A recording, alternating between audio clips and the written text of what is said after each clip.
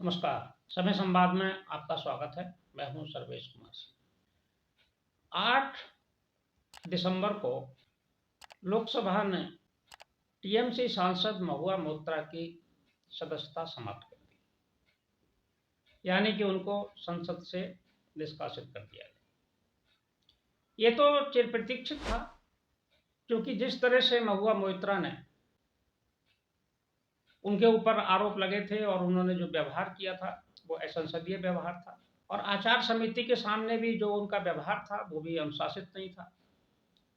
लेकिन जो तथ्य थे आचार समिति के सामने, उस पर उन्होंने 500 पेज की एक रिपोर्ट बनाकर 8 तारीख को पेश की, और विधानसभा में विपक्ष के वॉकआउट के दौरान उनके खिलाफ जो प्रस्ताव प्रस्तुत किया गया था उनकी सदस्यता समाप्त करने का, वो पारित हो गया। लेकिन महुआ मोइत्रा को आश्चर्यजनक रूप से विपक्ष का बड़ा सहयोग मिला। फिर महुआ मोइत्रा की सदस्यता तो चली गई, लेकिन महुआ मोइत्रा को विपक्ष ने साथ दिया।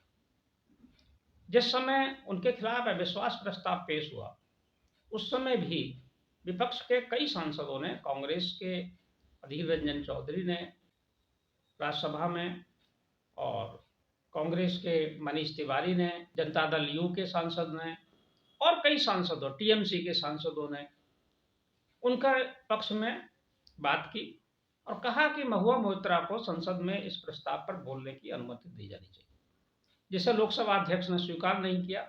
उस पर हंगामा हुआ और अंततः उनकी सदस्यता समाप्त हो गई। बाहर निकल के ये बात अलग है कि महुआ मोइत्रा ने मीडिया के सामने अपनी बात रखी।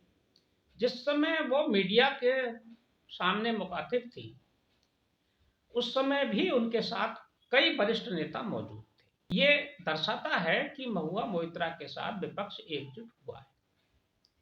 उसमें खास तौर से कांग्रेस की संसदीय दल की चेयरपर्सन सोनिया गांधी भी मौजूद थी, फारूक अब्दुल्ला भी मौजूद थे, और कई सांसद वहां मौजूद थे। बसपा के सांसद दानिश अली भी मौजूद थे, जिन्हें बहुजन समाज पार्टी ने कल पार्टी से ही निष्कासित कर दिया है। इसका आशय स्पष्ट है कि विपक्ष अब महुआ मोइत्रा के साथ है, और महुआ मोइत्रा का जो मुद्दा है निष्कासन का, ये विपक्ष की एकता का एक आधार बनने वाला है।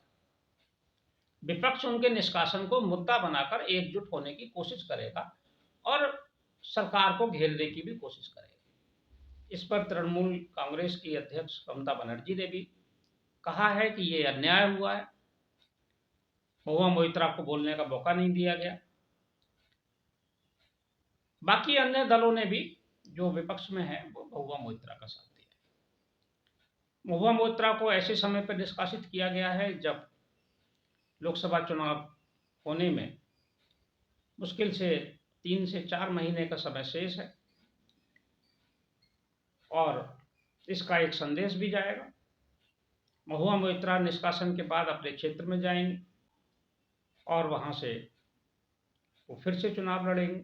इसका पूरा फायदा तृणमूल कांग्रेस उठाने का पूरी कोशिश करेगी, और विपक्ष भी महुआ मोइत्रा के मुद्दे पर साथ देकर इंडिया गठबंधन को मजबूत करने का कोशिश कर सकती है।